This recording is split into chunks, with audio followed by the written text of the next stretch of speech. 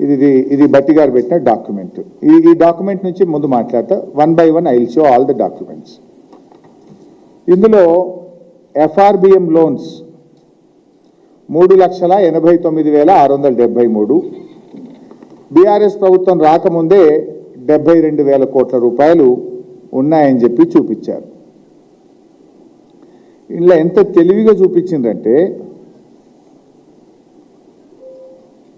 ఈ 3,89,000లో కాంగ్రెస్ ప్రభుత్వం ఏర్పడ్డ తర్వాత అంటే డిసెంబర్ 7 నుంచి మార్చి 31, 2024 దాకా తీసుకున్న అప్పులు కూడా ఇలా చూపించేసాను.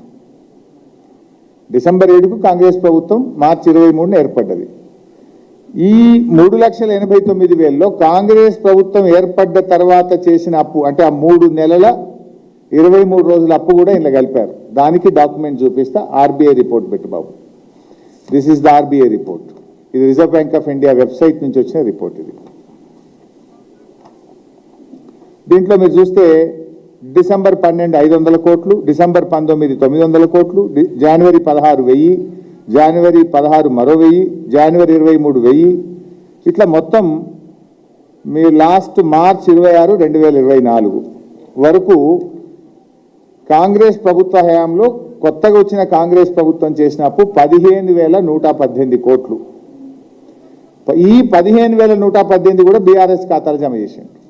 ఈ 15,118 మరియు పాతది 72,658. ఇది బీఆర్ఎస్ ప్రభుత్వం రాకముందు ఉమ్మడి రాష్ట్రంలో వారసత్వంగా మనకు వచ్చినటువంటి FRBM అప్పు. అయితే ఇప్పుడు ఇందులో బట్టి గారు ఏం చెప్తున్నారు? ఫైనల్గా 5,16,881 ఇక్కడ రాసినారు. టోటల్ లోన్ FRBM అప్పు ఒకటి, కార్పొరేషన్లు తీసుకొని ప్రభుత్వం చెల్లించే అప్పు 1,20,208. మీరు బోర్డు మీద చూస్తున్నారు. మొత్తం కలిపి 5,16,881. ఇందులో మనం తీసేయాల్సింది ఏంది? ఈ 84,268 ఏదైతే ఉందో ఇది తెలంగాణ ఏర్పడక ముందు ఉమ్మడి రాష్ట్రం వారసత్వంగా వచ్చిన అప్పు 84,268. మీరు చూస్తున్నారు కదా.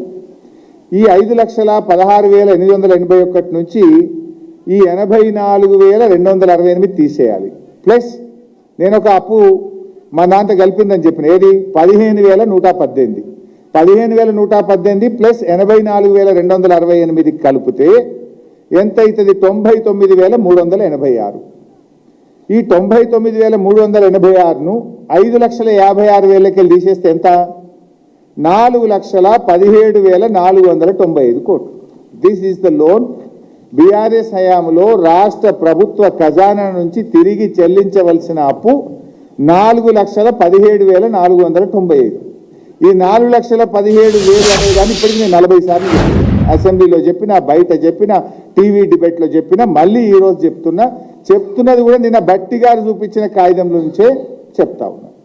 ఇది బట్టి గారి కాగితం ప్రకారం చూసినా, అసెంబ్లీలో ప్రవేశపెట్టిన తెలంగాణ వైట్ పేపర్ ప్రకారంగా చూసిన, సోషో ఎకనామిక్ సర్వే ప్రకారంగా చూసిన, కాగ్ రిపోర్ట్ ఆధారంగా చూసిన రాష్ట్ర ప్రభుత్వ ఖజానా నుంచి తిరిగి చెల్లించవలసిన అప్పు కేవలం 4,17,000 కోట్లు మాత్రమే.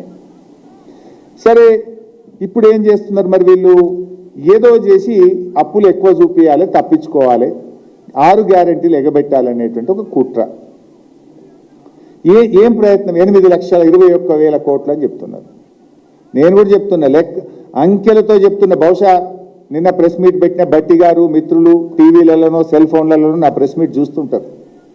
మళ్ళీ చెప్తున్నా, బీఆర్ఎస్ ప్రభుత్వ అప్పు అక్షరాల 4,17,495 కోట్లు మాత్రమే. రైట్. అయితే ఇప్పుడు ఏమంటారు వీళ్ళు?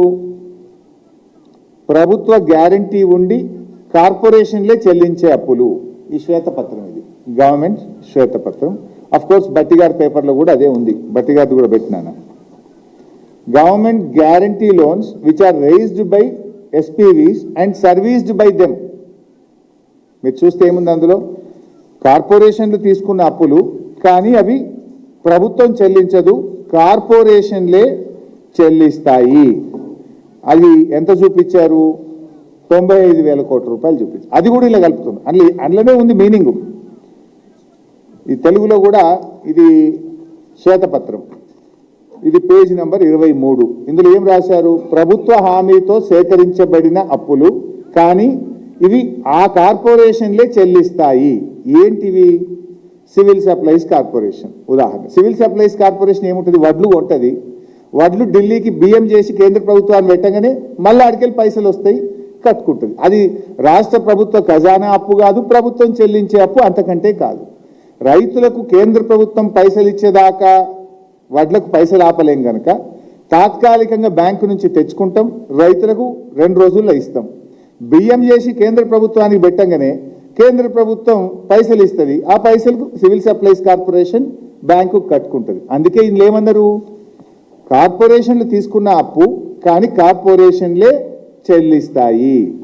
ఇది ఏ రకంగా రాష్ట్ర ప్రభుత్వ అప్పు కాదు, రాష్ట్ర ప్రభుత్వ ఖజానా నుంచి ఈ అప్పు కట్టము అని మీరే వైట్ పేపర్లో చెప్పారు. ఇది నా మాట కాదు, వైట్ పేపర్. నిన్న బట్టి గారి ప్రెస్ మీట్లో పెట్టిన పేపర్ కూడా ఇదే. ఏం రాసిన ఇంగ్లీష్లో? Government guarantee loans which are raised by SPVs and serviced by them. కట్టేది వాళ్ళే, సివిల్ సప్లైస్ కార్పొరేషన్ లాంటిది. ఇప్పుడు మీరు వడ్లు కొంటలేరా?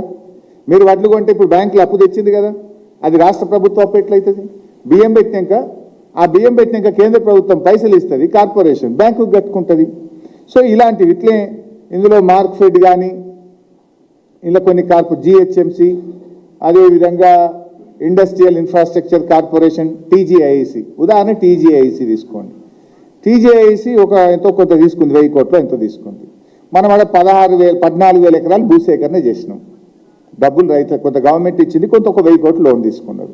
ఇప్పుడు ఆ భూమి మనము ఫార్మా ఇండస్ట్రీస్కు కేటాయిస్తే ఫార్మా ఇండస్ట్రీస్ వాళ్ళు టీజీఐసికి డబ్బులు ఇస్తారు కదా, ఆ డబ్బులు టీజీఐసి బ్యాంకుకి కట్టుకుంటుంది. అందుకే these are not paid by government, ఇది loan taken by corporation, paid by corporation అని మీరే ఇందులో స్పష్టంగా రాసింది.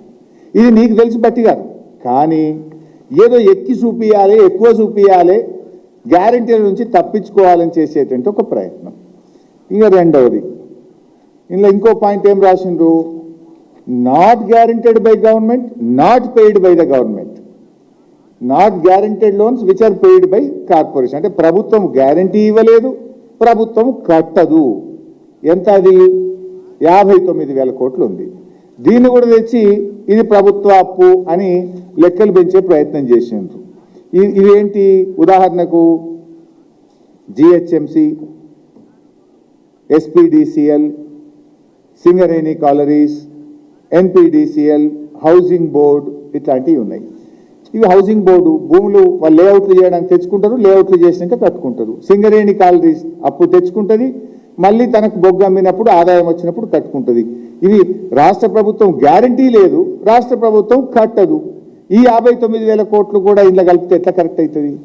అంటే మీరు ఈ అంకెల గారడితోని లేని అప్పులను ఉన్నట్టుగా చూపించి కేవలం అప్పుల సంఖ్య పెంచాలనేటువంటి ఒక తాపత్రయం.